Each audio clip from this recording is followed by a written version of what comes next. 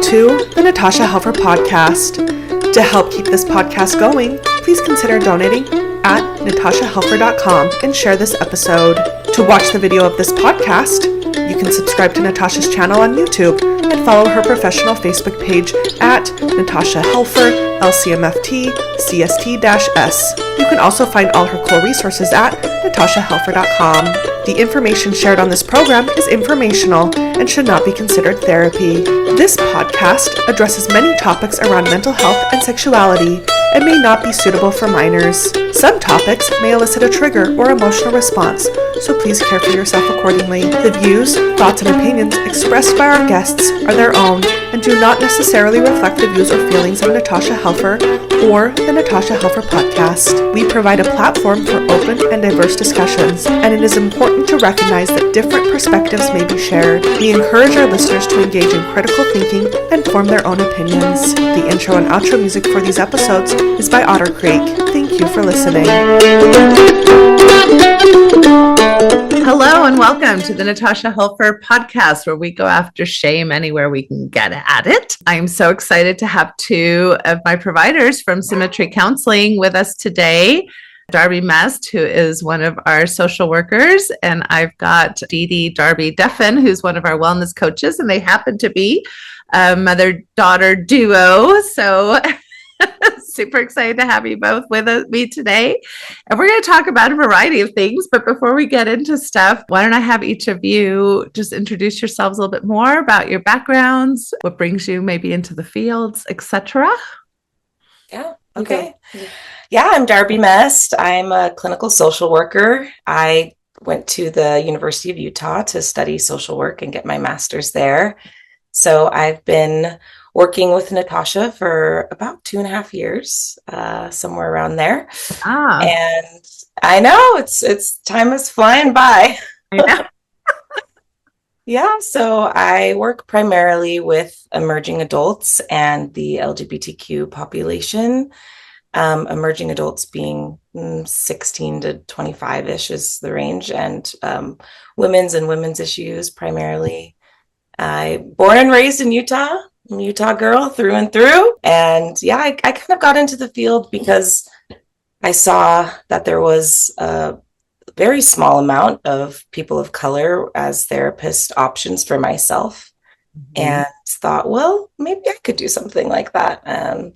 Have always been interested in psychology and humanities and social services. And so, yeah, I took the leap and here I am. You are. I'm so glad you did. It's been a joy to have you as part of our group. So yeah, Dee-Dee, why don't you go ahead and tell us a little bit about yourself? Well, I think it's been a year, just in October, since I joined Symmetry, and I found you via Darby, of course.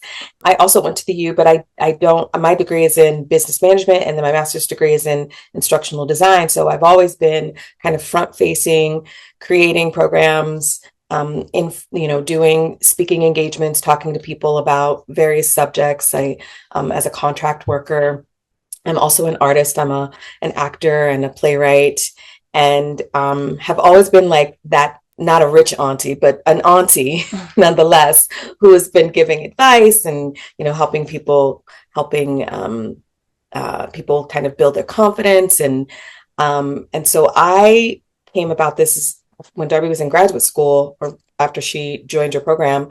I thought, I'm always kind of giving advice. I don't want to go back to school and get a master's degree in social work, though, because I just finished. And what's another alternative route to this, kind of the helping field? And I knew that that my background kind of lended itself to it. And so I just asked Darby about coaching in your program, and that's how I met Jana. And I said, oh, I want to have lunch with her, and we did. And I was like, I think I could do that. Yeah. Referring to our Jana Spangler, who's awesome as well. So I'm always super happy with the folks who are on my team. So yeah, so let's dive into this a little bit, because we do have, like a therapist and a coach, and I think a lot of times the public gets a little confused as to what all of that means. And there's certain regulations that, therapists are more regulated than coaches. And sometimes people have probably heard me complain people have heard me complain about all kinds of my colleagues for different reasons. It doesn't mean that just because you're a therapist, you're doing necessarily ethical or good work. And I've had to challenge myself on that same, like wondering. And of course, there's a lot of coaches out there. I think some are doing phenomenal jobs and others not so much. And one of the issues with seeing a coach is that they're not regulated. So if there is an issue, there's nowhere that you can really go to, like place a formal complaint or things of that nature like you can with therapists. So there's amazing coaches, amazing therapists, awful coaches, awful therapists. That's just the reality of probably any profession. And here at Symmetry, we really try to bring the best out in both types of fields. And I think one thing that a lot of people who are attracted to Symmetry are because maybe they're going through a life transition, a religious transition, maybe are needing some help with sexuality or parenting. And you don't need to be sick, quote unquote sick. A lot of times therapy is treated through kind of a disease model, a medical model here in the United States. And so especially if you're going to use insurance, you actually need a diagnosis to be able to use your insurance for any type of mental health treatment or wellness. And so, but not everybody's like, well, but I'm not necessarily, I don't necessarily have a mental health disorder, but I am still struggling with normal aspects of life. And that's, I think, where coaching can really be a beautiful adjunct to have as part of our team. And that's worked out well. That's my little soapbox. So why don't you both tell me a little bit about how you see the differences and where you see, like the types of trainings that both of you have had? Because I know, Dee-Dee, you've gone through some coaching certification programs, and Darby, you've obviously gone through a master's in social work. So how do you see the two roles interfacing? I think that a coach's role is definitely not to engage in, if there's some mental health issues, to definitely defer to the therapist. But I think a coach can help clients kind of identify their feelings and their value systems, and also help them with maybe coming up with some steps or plans for some short-term solutions about around specific goals or specific family dynamics and interactions. And I think that's where a coach can really kind of get in there and do some, well, I wouldn't say quick, but some quicker tuning adjustments for people who are just they're everything's at the tip of their nerves. And I think that's the difference between a coach and a therapist. A therapist is going to get in there and, well, let me let you say. Yeah, I think from my perspective, I work more specifically with classified sort of mental health, emotional issues, anxiety, depression, and how that affects your emotional state, your body, identifying emotional triggers, working with trauma and history, interpersonal patterns and relationships, and especially helping identify how emotional responses or reactions are affecting how you're moving through your life or through the world, and how we can better manage or find more effective behaviors or responses or reactions to things in your life, so that life can feel maybe more joyful or come with more ease. So yeah. Well, and I think also a coach might initially be the person that kind of spots some of those mental health needs and can refer the person to a therapist, and be kind of a confidant, somebody that they trust, that they can say, I really think that this is something that you should see because of A, B, and C, and that they can gain that trust first, and then, steer that person in the right direction. Yeah. That can help them. Yeah, I think there can be a really lovely intersection between both professions. And I do both therapy and coaching, depending on what people are looking for. And I love having, especially within our team, ability to refer to each other, depending on topic, depending on severity, depending on maybe even approaches that each of us specialize in. So it's nice to have that ability to not necessarily, and when we say refer, it doesn't always mean, oh, you stop seeing me. It's like in conjunction to seeing me. So then as a team approach, we can potentially, work on, for example, if I've got the expertise on faith transitions, but maybe they're also dealing with suicidality, they might be working with a therapist on depression management and working with me on strategies around faith crisis, right? So there's a lot of different ways people can use all of our services in ways that are going to be most helpful to their lives. Okay, so we are in this intersection. I mean, if you don't mind me getting a little personal, so we do live in Utah. We're predominantly, Mormon / Latter-day Saint population. We're also predominantly white. We're probably one of the least diverse states in the country. And so what do you want to say about all of that as far as your own lived experiences with spirituality and with race and with the Utah population? Yeah. Well, Darby wouldn't be here if I wasn't here. So I came at a very, very young age and was kind of mesmerized by the missionaries that my mother led into our house. And in Baltimore. I'm from Baltimore. And I can't really say that I ever really was wholeheartedly convinced. I just thought, wow, they're cute. I was 16 and, I lived in inner city Baltimore, and I was like, oh, this could be interesting. Let's see where this goes. And one thing led to another. And without telling all my business, right? You got to buy me some drinks for me to tell you all my business. But I ended up here in Utah and at the U, and I was on the debate team, and it was beautiful. It was different than anything I'd ever seen before. I didn't even know anything about the West. And I realized pretty early on it really wasn't the thing for me.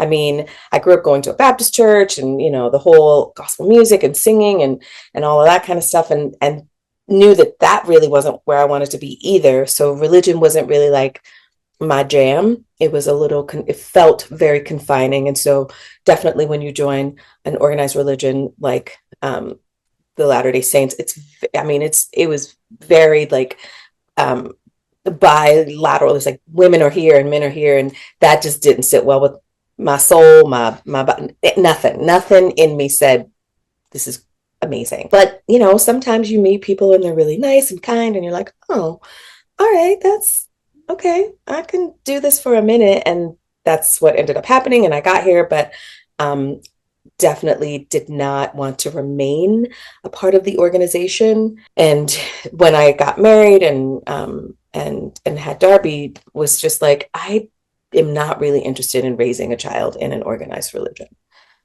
I think that I'm a good person no matter what. And I think we can raise her with some ideology that is not directly connected to an organization that I disbelieved the reverence of women.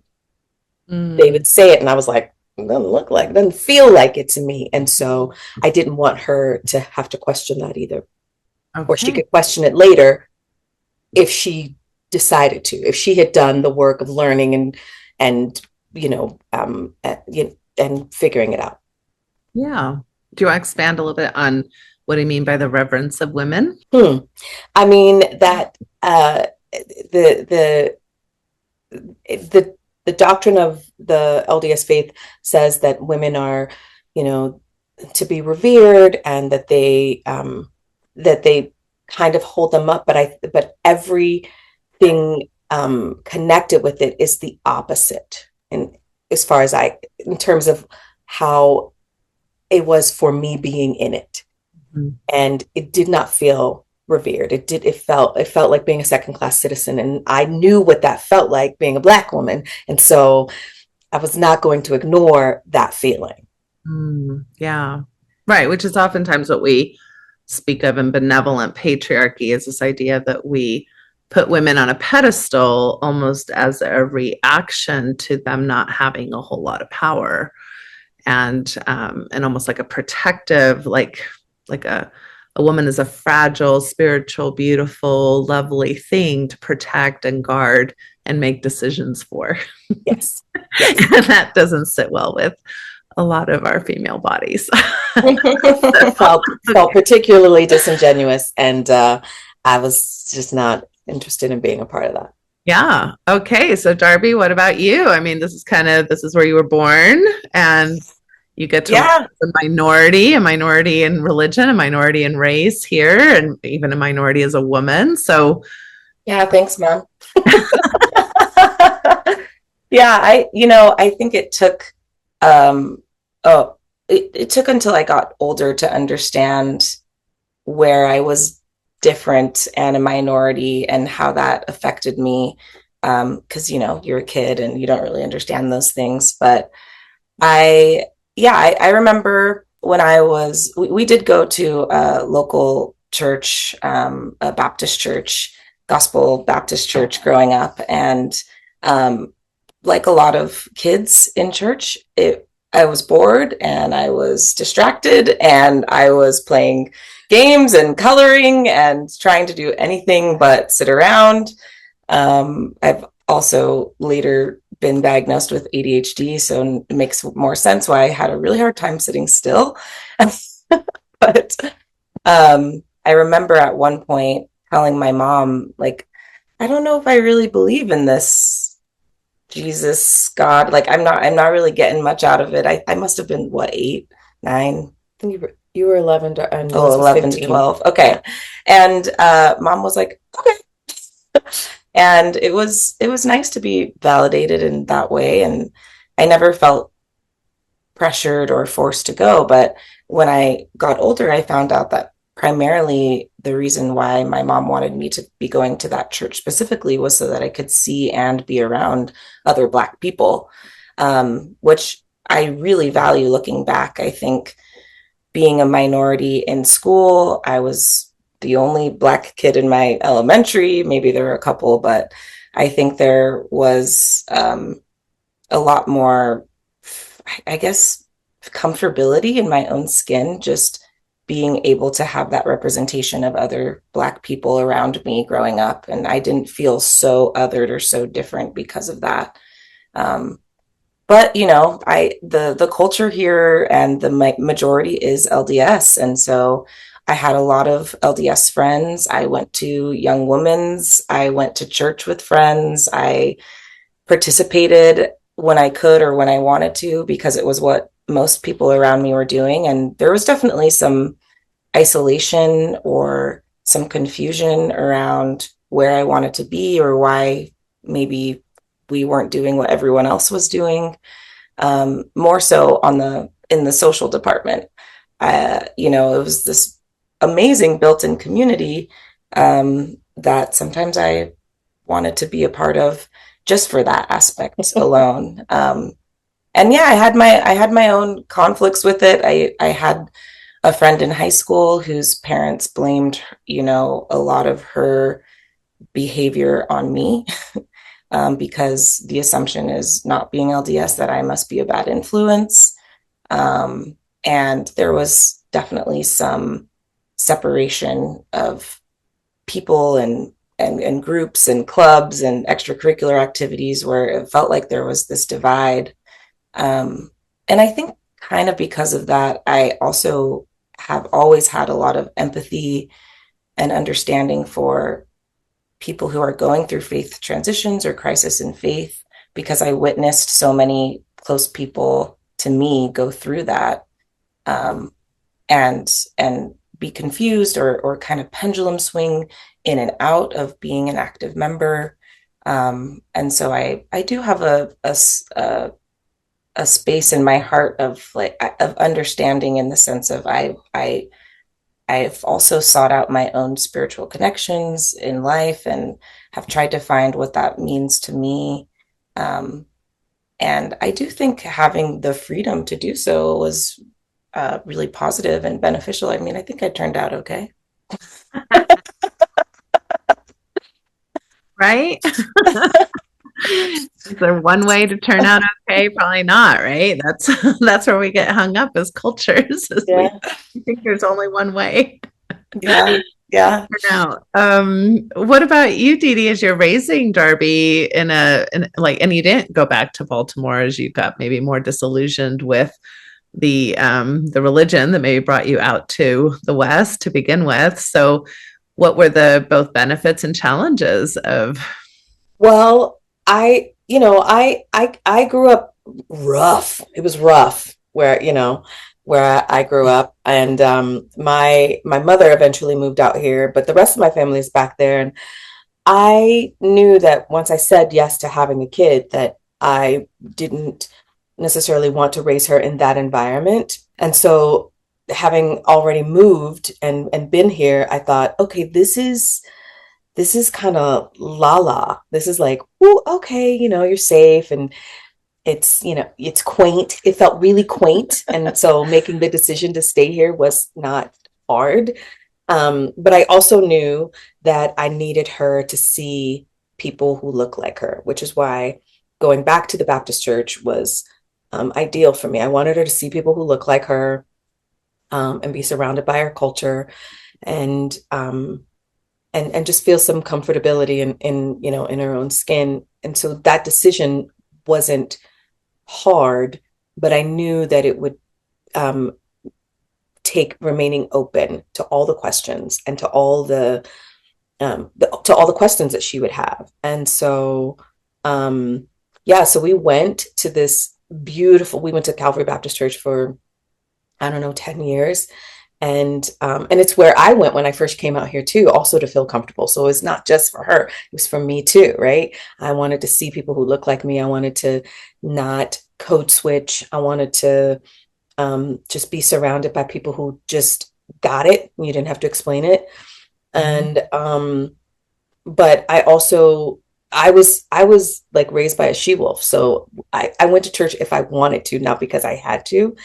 And it was always just like, if you want to explore it. And there were always books about religion in my house. And so it wasn't like ever like you have to be a member of this family, you have to do this. And so I knew early on, I knew going in that I didn't want to ever force my kids to do it. And I remember them sitting down and saying, do we have to spend 3 hours at church? And I mean, I'm not really like vibing with this. And they both came to us as like a group, right? Like if the two of us go talk to our parents, then maybe we'll not have to do this. Strength in numbers. I know what right? and honestly, we were like, oh, okay. Yeah. Cool. We'll sleep in next Sunday. Yeah. Like, right. So I wanted it to be easy. I wanted it to be like, because I think spirituality and religion should be something that you seek as a person, not that's just handed to you and you have to do it. I think it should be something that you seek, and whatever works for you, whatever feels good for you in that realm. Then, if she had chosen to, join a church, I'd have been like, okay, that's not for me. We still gonna have wine at our house. So whatever you want to do. Yeah. It is interesting how the intersection between spirituality being an individual journey, which it highly is, right? It's a highly individual journey, and yet it is so both familial ways and in cultural ways, also such a relational journey.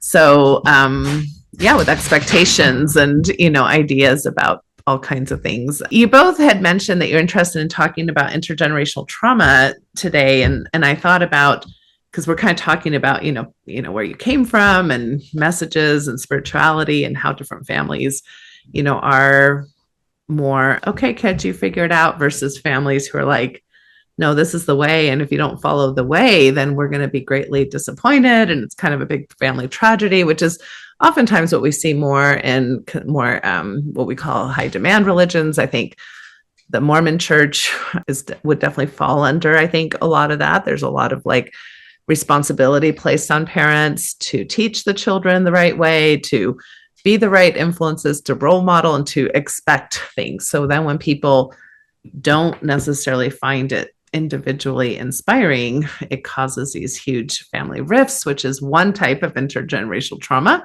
So, yeah, where do you want to take the direction here as far as what's coming up for both of you? Well, I'll start here. I'll start with, don't you think it's really interesting that people have this idea that being a part of an organized religion means that you are kind of exempt from trauma, right? And or like that the religion's going to be like the foundation. And I always went into it, or once I learned I'm a good person without any of the remnants of an organized religion. And I just want to teach my kid to be a good person, regardless of whether or not they believe in a spiritual entity or a person that happens to be human flesh and bone.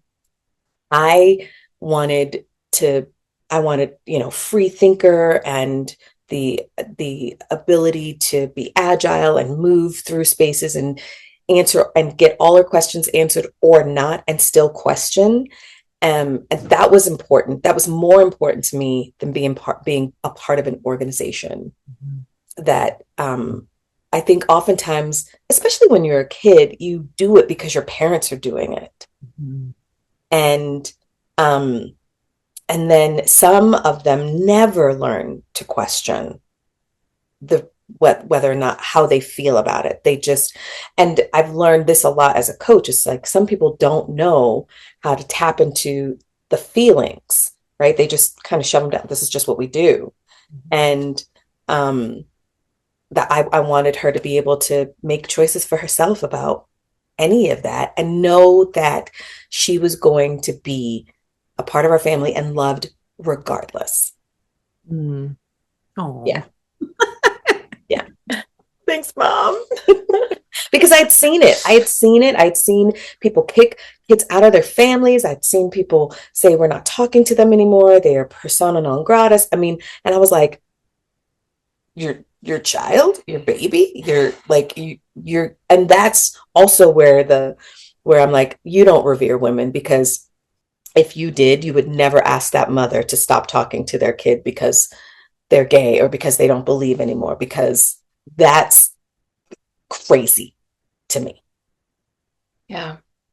Yeah. I mean, it's on the note of generational trauma, I hearing you say this, and we've had conversations about this before specifically, but I think that I have witnessed my whole life, my mom breaking through some of the generational trauma of what's expected of you as a Black woman, as a woman, as a religious person, of how to feel like you have to show up in order to be seen or heard or respected. And I think some of that has been broken through because of the work that she has done for her own self and discovering who she was and being really open about what she did know or what she didn't know, and being really honest with me as I did bring up questions or had concerns or confusions, and to get an honest answer, whether it was, I don't know, and we'll figure it out together, or here's what I know and here's some resources for you, has really helped, I think, break through some of that intergenerational trauma that we do carry with us from grandmother, from great grandmother, and on and on and on. Yeah. And being honest about my own journey through therapy, like in my community, up until recently, like, and I think it's still a stigma to like, for if you are a Black person, we don't go to therapists. We don't tell people our problems. We figure it out. We, dig down deep and we, find some well of like, I don't know, fortitude, and then we deal with it. And I think that I totally did myself a disservice early as a young person in my 20s by like saying, yeah, I gotta deal with this. And I think going down that path and then realizing by talking to a friend, like I would have never, like therapy, it did not occur to me. And then I saw a friend who helped me, who I lived with for a minute, who took in Darby when I got divorced, and was like seeing a therapist, and she was the most anxious person I had ever met in my life. And I was like, what? You do what? Your therapist was? No, not the therapist, the person. Oh, your friend. My friend was really anxious, and I was like, okay, there's once a week you come in and you're like, I'm calm. What's going on? Like, who'd you see? What'd you do? Like, where'd you go? And she told me she saw a therapist, and like a light bulb went off for me, and I was like, oh, well, maybe, can I talk to her and see if she would talk to me about some things that have been on my mind? And I remember my first therapist, and I saw her for 3 years. I was like, oh, ding, ding, ding, ding, ding. Some light bulbs went off. And I was like, oh, all of the things that I have taken on, I don't have to carry. They're not mine. They're somebody else's. And when you start peeling back some layers, I'm like, oh, that is mine. Because I built that around some other stuff. Oh, and that one's mine. Oh, no, you can keep that. That's not mine. Okay, now let's focus on what is mine and what I'm not going to give to her. Right? So I was pretty honest about that journey and really adamant about not gifting her that foolishness. Do as I say, not as I do. That's what she told me often growing up. Right. Well, and as we're talking about intergenerational trauma, I mean, this is some of it is even what you were mentioning earlier. I mean, when you look at the history of psychotherapy, it's a fairly white field, historically. And when we think about even the colonization, right, of so many peoples by European type forces and white forces in particular, you can see why there was probably a high level of distrust of both the medical community and the therapy community by Black folks and by other folks of color, for sure, for good reason. Yeah, and I think that there have been, I mean, so much of the training that I've been going to over the last decade that specifically focuses on how I'm not going to harm as a white therapist has a lot to do with microaggressions or cultural blind spots that we may have. And so, one, it's important for us whiteys to do that work. And then also for the field to be really open to more people of color. And we're seeing more and more of that. And it's been so enriching to the field to have, folks of color, all kinds of minorities, queer folks, and I know you identify Darby as, also as a gender minority, or not a sexual minority. All these intersections are all come with, intergenerational trauma. And for me, what's so funny coming from an LDS background is how many times in the Book of Mormon do we read something like, don't follow your father's stupid traditions. I mean, it doesn't say stupid, but, obviously the bad ones. And so, and yet here we are as an LDS culture, so tied to tradition. And I think in religion in general, we get very tied to, but God said, or this was the interpretation from the old times, and we have to stick to it instead of like being, wait a minute, how did people interpret these teachings? What cultural lenses were they looking through? Why are we so ready to hide behind God's hemskirts? Instead of doing our own spiritual, ethical work, we bypass and say, but God said so. Well, I think it was taught to them, right? Because they couldn't read. There weren't lots of books. And I think in modern times also, people can't read or they don't. Mm-hmm. And so the idea that it's ideology and not like truth kind of just goes over people's heads to like kind of figure out the messaging, the message is kindness, goodness, right? It's not, you should not, do this on this day because God said. And I'm like, Yeah. yeah. Yeah. I mean, that's a good point. I think something that is coming up for me as we're talking about this is the one I think maybe I had two teachers in grad school that were people of color, and I feel really grateful that I had a woman of color teach me a modality of therapy or a perspective of therapy called feminist multicultural psychotherapy. Oh.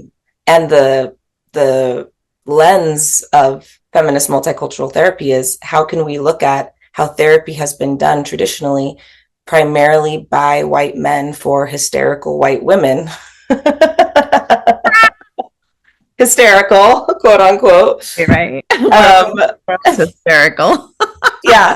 yeah, and it's and how can we question every way that this has been traditionally done, and adjust for inclusivity of multiple cultures? How can we make therapy more appealing for Black people? How can we make therapy safer for Black people, for Brown people, for Hispanic people, for other cultures that are not where it traditionally originated from? And I think a lot of that is kind of how you coach with the auntie energy and vibe of I'm going to give it to you straight. We're going to make a plan. We're going to address this head on. And I think the way that it interprets for me, or kind of how I see myself as a therapist, is I'm very reflective back on how things feel and how emotions are, and I'm gonna respond with my face. I'm gonna try to stay grounded and calm when it's appropriate. I want to reflect back to somebody when emotions are valuable, when they're healthy, when they're teaching us something, when something sounds like it should have some sort of visceral response. Like, it's not okay to be, treated badly or disrespected. It's okay to feel your feelings. It's okay to let them out. It's okay for there to be for us both to be experiencing sadness or joy or exhaustion, whatever it is that you might bring in, and that we can all be experiencing that together, and that I can reflect that back to you, I think is something that I saw more primarily in Black communities, of people just being willing to express themselves. Yeah. I tell you, a pivotal moment for us in terms of like recognizing generational trauma and how, we were dealing with it is that you were about 15 maybe, and we went back to Baltimore, and we were I took her to one my old neighborhoods, and I remember her asking me, we're in the car and I'm like, oh, that's the house, and she's seeing a bunch of row houses and they're boarded up, and there's like two that maybe people live in, and the other half is now owned by Johns Hopkins Hospital, and it's become brownstones where medical students go, right? And so, but this is my old neighborhood. And Darby said, did you grew up here? Because she's looking at the boarded up sides to the house, and that's the side that my mom's house was on. And I was like, oh, I thrived here. I didn't just grow up here. I thrived. Like, we ran these streets, right? And then I remember, there was a moment where she was like a surly teenager and she didn't want to be there, right?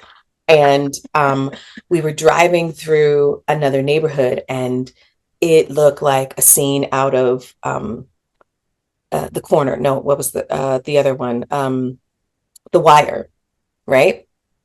And I was like, oh, I know that street. Grandma used to say that Pookie's cousin lived on that street. Da, da, da, da, da, da, da. And then we stopped for gas, and I'm pumping gas, and Darby gets out of the car. I was like, just stay in the car, it's fine. She gets out of the car. She must have seen, a tableau that she was not accustomed to seeing. And she gets out of the car and she's in tears and she's bawling, and she goes, I get it now. I understand. I get it. Probably because I had mentioned to her that not only did I not come back here, but I stayed because I had her. I stayed here because it felt safer, and I wanted her to be in an environment where she could walk to school and not, be accosted by somebody trying to, I don't know, whatever. But I was like, and I think I was in my feelings about it at the time I said it to her, because I said something like, I left everything I knew and loved, every person I knew and loved, so that I can raise you in an environment where you felt safe every moment. And that was not for nothing, right? Like, I also left for myself too, so that I could feel safe, but I wanted her to feel, to hear that. And then when she saw it and she was like bawling, she's like, I get it. And I think that was kind of a pivotal moment for us, in terms of like, I see what you did. I see the sacrifices you made in order to be here, even though all of your family at the time, except for my mother, had just moved out to Utah, are here. Like these are the people who raised me, who fed me, who gave me life and love and joy, and none of them are around. I started new, fresh here. And so. Yeah. Anything you want to respond to that, Darby? Or Yeah, I think I'm grateful that we can have these conversations and that we have gotten layers and layers deeper with how we understand each other, because I think especially as a young person and as a teenager, and dealing with that own inner confusion of who am I? Why am I so different than everybody around me? I look so different. I feel different. We're not the same religion. And being able to see where she had come from and why she had made the choices that she made has helped me feel gratitude, and also has led me on my own journeys of self-exploration and self-understanding, seeking out, Black community and Black experiences. And I do think that is part of this sort of generational trauma that we get to talk about and explore together, because also now we have the language for that. To even be able to say ancestral trauma, or our family's trauma, our lineage's trauma, Black trauma, and to be able to talk about that in the context of our own interpersonal relationship has made us closer and deeper. And I think we find understandings for each other in that way, because I think there have been times where there's so clearly a difference in how I was raised, in the privileges that I have had growing up here and feeling primarily safe, as far as maybe more violence goes, or poverty. I'm feeling, food secure and financial secure, which is not things that you always experienced growing up. And we are worlds apart in that way sometimes. Like I think sometimes there was a disconnect because I didn't really know or understand what it was that she went through or what she felt. And some things I'll only ever be able to sympathize on, because I just didn't have those same experiences. But we get closer to understanding those things the more we talk about it. And it's nice. Yeah, I remember one conversation where I said, you're not necessarily going to have the grit that I had to figure out, but the world will give it to you regardless. It'll just come in a different package than the way I had to get it. Yeah. So, and I think we both include so much of our work includes all of this history that we have personally and generationally, because we see the lens of life through systems of oppression so much more viscerally from experience than maybe some people who are white or haven't experienced these things have. And I think that lens for me has really helped me work with faith transitions and faith crisis and emotional understanding and relation, because I like to take a bird's eye view and be like, it is bigger than just what you're experiencing on an individual level. There is history here of women being oppressed that goes much further back than even you're experiencing it, or the LDS Church experience, or how they present that. And so I think it's helpful to bring that up. Hopefully it's helpful, but I'm gonna bring it up anyway. absolutely. In my sessions with my clients. Yeah, because it matters to see how deep it goes. Right, right. Well, and a common thread that I see in your story, and even people who potentially are leaving the LDS faith, which is so many of whom we serve, or people in mixed faith relationships, is that you're trying to make decisions about safety through a lot of different spaces, right? And so in some ways you chose a certain type of safety that Utah maybe offered you that Baltimore couldn't, and yet it came at a cost of exclusion, of a different type of oppression, other types of quote unquote dangers that I'm sure you both are, very well versed in being able to survive. And also another thing I think about when I think of intergenerational trauma, which can feel like a little bit heavy and like, you mean I'm not just carrying in my cells my own issues? I'm carrying like, wait, how many? Yes. Ancestors issues, but maybe a strength-based approach is that we're also carrying intergenerational resilience. Like we're here because somebody ahead of us survived. Yes. That part right there. Somebody made it. Yes, long enough to birth one of us. Yeah. Yes. I'm always talking about the badass women from my family that just did all of the things. And, not to discount, but like the men were not there. I mean, but like they were doing that. They were doing it by themselves. They were, feeding whole communities. They were feeding families. They were, my grandmother had 9 children, and, it just she, and, everybody knew Jane Bentley, and she was like, she would curse you out and fight you just as fast as she would feed you. Right. But, nobody messed with Jane. And, my mother's resilience, she was the oldest of those 9 children, and her resilience and her, like even just her stoicism and like not wanting to talk about stuff and not wanting to like, it would be, if she got sad about something, it would be this like, I'm okay. And it's just like, oh my gosh, you were so not okay. And it's okay to not be okay. But that generation of women are just like, nope, I got it. Moving on. And I remember feeling that way kind of postpartum and just thinking, oh, this is a hole I do not want to go down.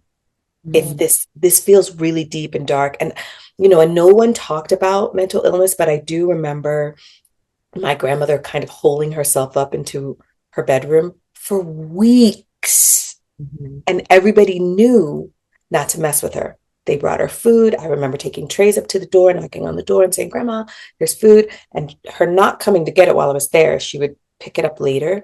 And now, right, when I say that out loud, the first time I said that out loud, my therapist was like, oh, she's probably manic or bipolar, or right. Because then she would come out of it weeks later. And I was like, oh, snaps.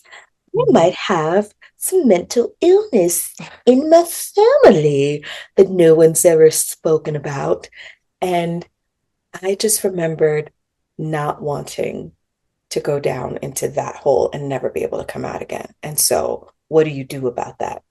And so even though I'm really vigilant about my search to find Black therapists, at that time I will see whoever can see me. And so it was an old white woman. And I was like, all right, here we go, sis. I think I saw her too. Yes. Yeah. Yeah. I was like, okay, here we go, sis. You know our family. Here we go. Yeah, you do what you have to do.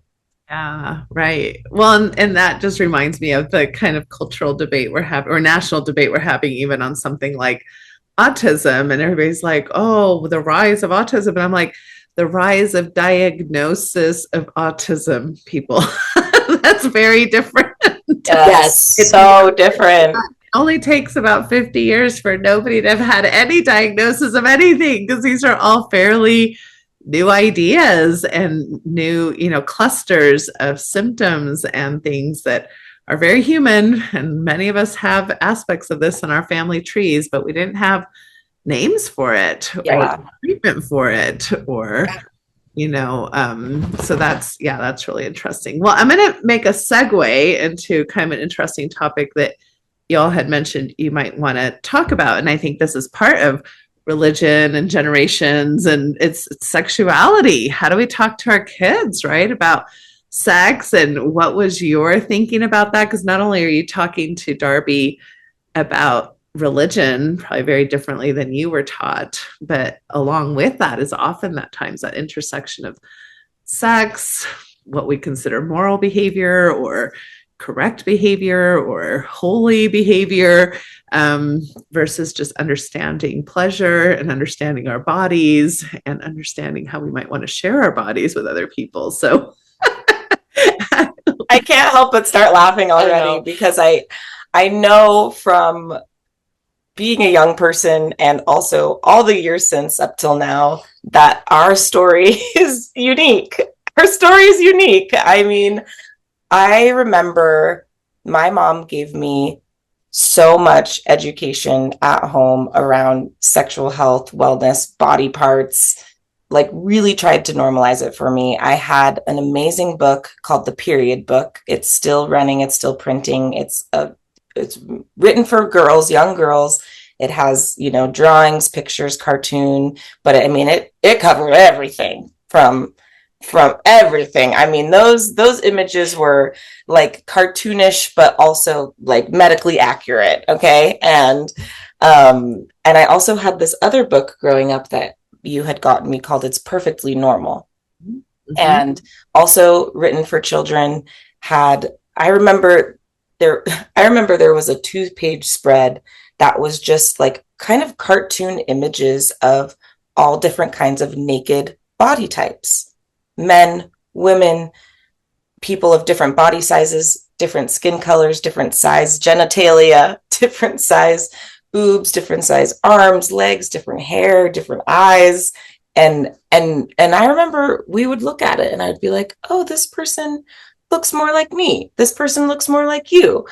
And I just think that I am grateful for the conversation around sexuality being so open, not only just like how our baby's born, but also how our bodies work, what puberty is going to look and feel like, what sex is, how there is pleasure regarded in sex, and also being very open about same-sex relationships and marriage. The conversation around, I would say, trans or androgynous or non-binary wasn't around yet at this time, but otherwise, I mean, my mom had gay friends that would come over and that she was very close with, and it was just such I knew young that we were having different conversations about that than most people in my peer group at the time.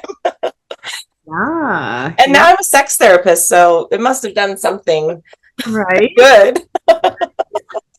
Right. So tell us more about kind of the intentionality of that, Dee-Dee. Like, I don't know if you were raised that way or if that was kind of. I mean, my mom didn't have the language, but my mom was a young mother. So she had my brother when she was 15. And then she had me, I think he's 6 years older than me. And she, like, to hear her describe it, no one had ever told her how she could get pregnant. So, the first boy that, and the way they tell the story is like, Lewis is my brother's father, and he was like, tell Jackie I want to see her, blah, blah, blah, I'll buy her a sandwich or some shit like that. And then she was like, and then I was pregnant. And I was like, wait, what? Hold. How do you go from a cheesesteak sandwich to like having a baby? Like, what? So she was like, yeah, I didn't know anything. And I remember my mother telling me about sex. I was young. I was like 6 or 7, and we watched The Miracle of Birth, and I saw the baby come out of the womb, and I was like, yikes. Yeah. What? A lot of us were traumatized by that documentary. Right? I remember that one. Yeah. And I remember her telling me like a few years later, because because the only thing she didn't want was for me to be a teenage mom. That was, so she was like, I'm going to tell you some shit. And, it was, this is how you have sex, and the man, and, puts his penis inside your vagina, and then, I'll move around a bit. And then it was so, like, when I think back on it, I don't remember the exact words, but I do remember very vividly her talking about ejaculation. And she's like, you have to get up to go to the bathroom, and it's going to feel really sticky, and you're going to feel like you have to pee. And so go pee. And I was like, what? And I just knew that from a very early, she told me where Planned Parenthood was. She was like, if you don't want to come talk to me, then you go here and you get on the pill or you get condoms, because you don't need to bring a baby home, because a baby changes everything. Right. Yeah.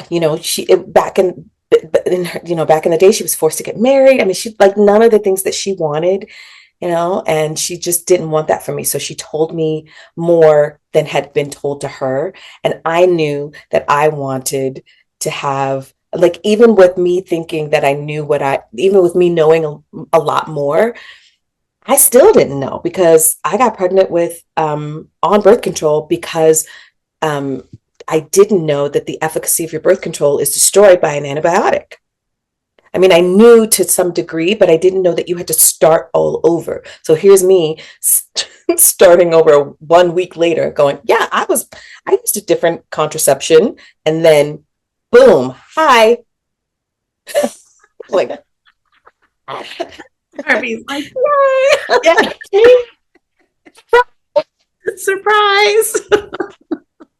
So I knew that I wanted her to have all of the information and also be able to come back and ask any questions she wanted, because I really did want her to have a say, any say. And, we talked about everything from, birth control to abortion, like everything. I wanted her to just have the information readily available so she could make informed decisions about the rest of her life. Yeah, imagine that. I mean, Imagine that. that's although it sounds so simple, it's very controversial even today to give sexual education to minors. And I think a lot of parents fear that if we talk about it, we're somewhat giving permission for it. They're going to do it anyway. They've been doing, I mean, what is this? What is it? What do you call it? When you just put it in and you don't move. What is that? Oh yeah, the soaking or the soaking and all of that. Like, what? Shut up. Yes, we get creative, right? When we're not given information, or when we're given a lot of barriers, we get creative on because you're gonna have those feelings. You're a human being, and you're like, all of those feelings they're visceral, and you can't stop them just because you say don't have them. So yeah. I just wanted her to be smart. Yeah, so that in of itself seems like healing of generational trauma, right? Because neither one of you ended up being teenage moms, I don't believe. Correct. Yeah. And so that goes to your mother's, insistence on giving more information than she was given. Yeah, and how it just expands more as each generation has passed. I mean, you took what she had and expanded it, and now I have an expansion of knowledge and wealth and experience as well. And I think even so, developmentally, there's still, I still made mistakes, and I still had experiences that, maybe weren't the best, or where I didn't know things when it comes to sexuality or sex. But that's all par for the course in some ways. And I have, you have to still figure it out on your own through experience. But I do feel like I was better prepared and was able to make a lot more decisions with knowledge and information than I maybe would have otherwise. And now we come to each other. Now it's like, did you know? Or did you hear about this? Or, we teach each other a lot. It's very cool. Yeah, no, that is cool. And especially as the life cycle of our, I feel like as I'm in my 50s now, I'm much more, I'm paying attention a lot more to perimenopause and menopause information and how that impacts us as women. And of course, I've had, my mother's generation share some thoughts with us, but then they weren't very well informed either. No. We're still learning things about the female body in ways that just seem like, are we freaking kidding that in 2025 we're just figuring this stuff out? Yep. And now, of course, we're back to, we're not going to study women at all. So it's like, it's just so many things that stand in the way of body autonomy, female sexuality. And here the two of you are, offering, information and services to others that can benefit from that. So as we close up today, because I know we're coming to the end of our time, let's talk a little bit about, you obviously both bring a lot to, if anybody's interested in meeting with you, you bring a lot to the table as far as history and culture and your own, feminist theory and backgrounds. But what would both of you have to say, both through your own experience? I know both of you have been to therapy yourselves, and now you are in the healing professions yourselves. What should people look for? How do people best find a good fit? It's like dating. It's true. It's like dating. Friends of dating. I think oftentimes people, I know from my generation they're like, well, if I go see this person and I don't like them, they either ghost them and stop seeing them, or they don't, because they don't know how to say, I don't think you're a fit for me. I'm going to go try somebody else. Mm-hmm. And they need to give themselves permission to say that, to say, I didn't feel a vibe. We can try it one more time. And, but you're in charge of your own mental health, just like you're in charge of your own health after you leave the doctor. And I would say the thing that I always say about going to any doctor is they are a practitioner of medicine and practitioner of mental health. That means they're practicing. That means that they're not always going to know the thing, and you have to listen to your instinctively and your own intuition. And if you're not vibing with that person, you're not vibing, and you don't have to force it. You can just say, you know what, I'm going to try somebody else. Thank you. I appreciate it. And move on. But the most important thing is to take care of your mental health. Yeah. And if it's not with, the first person, it might be with the sixth person. I remember, shopping around a little bit and going, this one's, she's good. I'm going to keep this one. Mm-hmm. Yeah. Darby, what would you add to all that? Yeah, I agree. I second all of that. I think for me, it has been primarily my experience. My therapists have come from seeking out something specific that I was looking for. So I have looked for queer affirming. I've looked for non-monogamy affirming therapists, and it narrows it down when you start to make consult calls or look at profiles, and I look for the thing that I'm struggling with at the time and hoping that there's some knowledge behind that. And then on top of that, I look for a connection of some kind, which I think is probably the most important part, is that you feel safe enough, to take your phrase, Natasha, with somebody to open up and be vulnerable and do the work. And if you're not vibing, keep trying, move on to the next, or, yeah. Well, and everything you're saying is super backed up by research, right? So it's interesting. There are great modalities, currently trending modalities tend to be things like EMDR, IFS, ART, ketamine, much of which we offer, at Symmetry Counseling. And yet, even though you may have a good modality, it does nothing really for you. I guess here's what I'll say. Let me restate. It's not that it does nothing for you. Modalities are not what make the difference in what is considered effective mental health treatment, right? Or even coaching treatment. coaching wellness.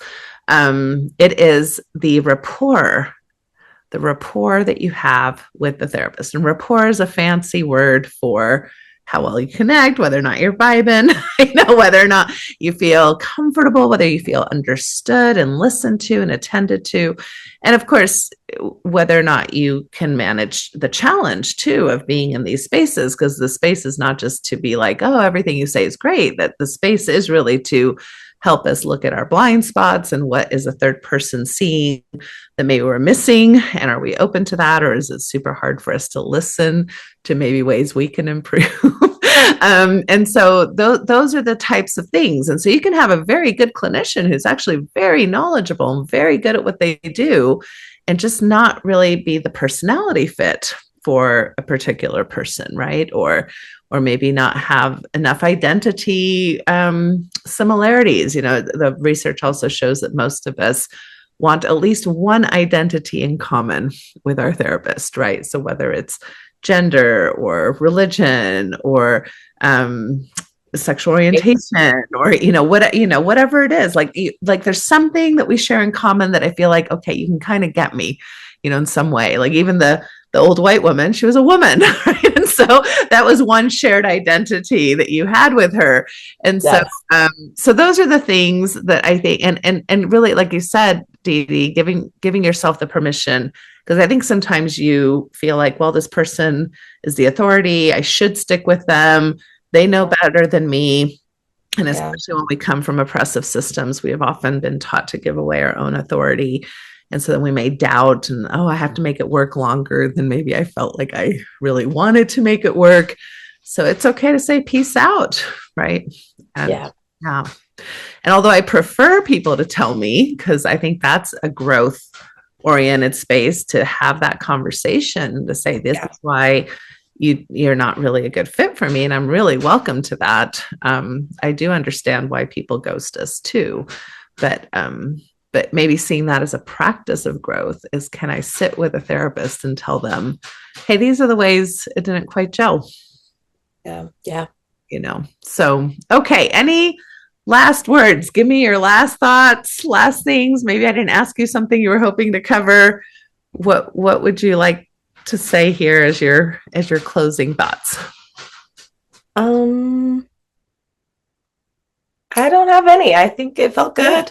I mean, I will say this. I love the way I am both excited and a little trepidatious about where coaching and mental health, mental wellness is going. I'm loving seeing that more people are expanding and and seeking it, and we'll see where it goes, right? Like it's readily available in lots of ways there are lots more ways that people can reach it. And I'm just hopeful that, more people seek it. Yeah. Yeah, exactly. I have one of our listeners, Roylene, who's saying, loved this convo. Thank you. And another listener, Gwendolyn, saying, sending all my love. So people have been listening and appreciating what you both have said. A big part of why I like to do these interviews, especially with people who work for me, is because, like what we were talking about with rapport, not that this is exactly who you are, but as people get to hear your voice and your humor and your style and your thoughts, that helps them be like, okay, like this is somebody I'm kind of already connecting with. Yes. So I'm more likely to call versus just seeing a list of therapists with a list of, specialties, but you have no context for their personality. So that's why I like to have people on the show too. And I remember saying to you, I do want to be kind of a beacon for women of color, but I would love to see I love seeing young women and helping them find their own voices and becoming more confident in who they are and working with. Because I think, especially in this community, we've often been told our voices have been tampered down a little bit. And I just want to help everybody become a badass that they're supposed to be.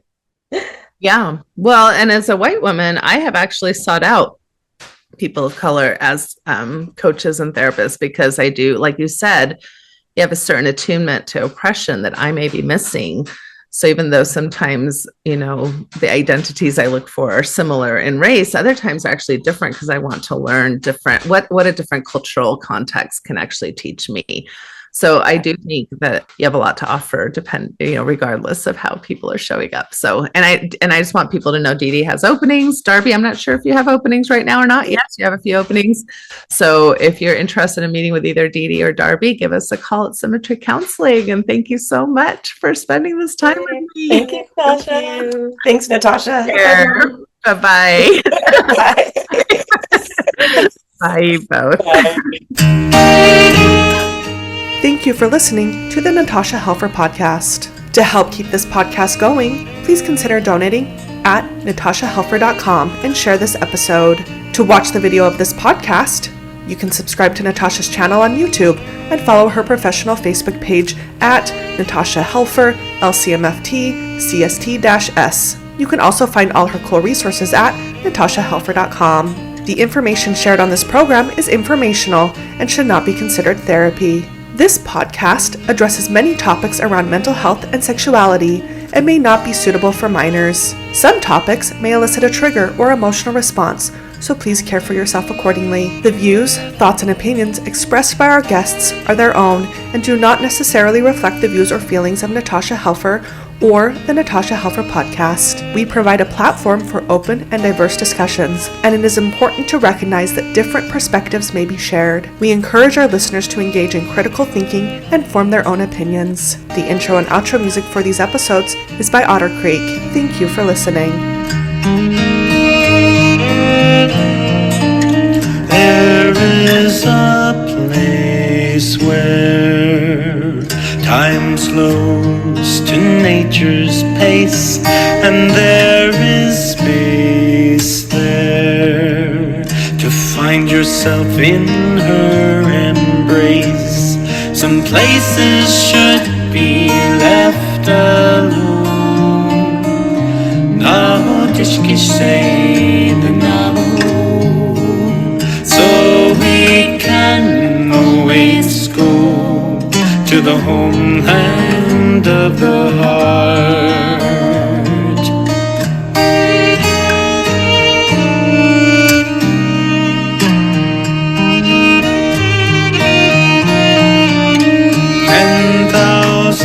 Years of our human history etched on her canyon walls, alongside Earth's mysteries.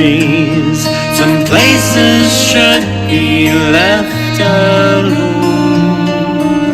No tishki say the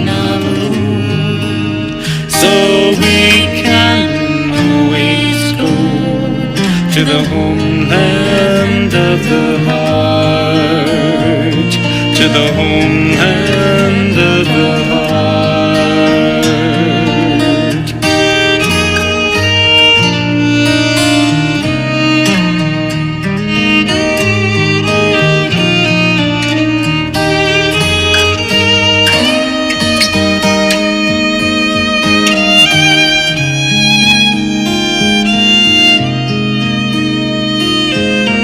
Deep in our cities, we sleep without her stars, yet still her presence sustains us from afar. Some places should be left alone. No tishki say the we can always go to the homeland of the heart, to the homeland of the heart, to the homeland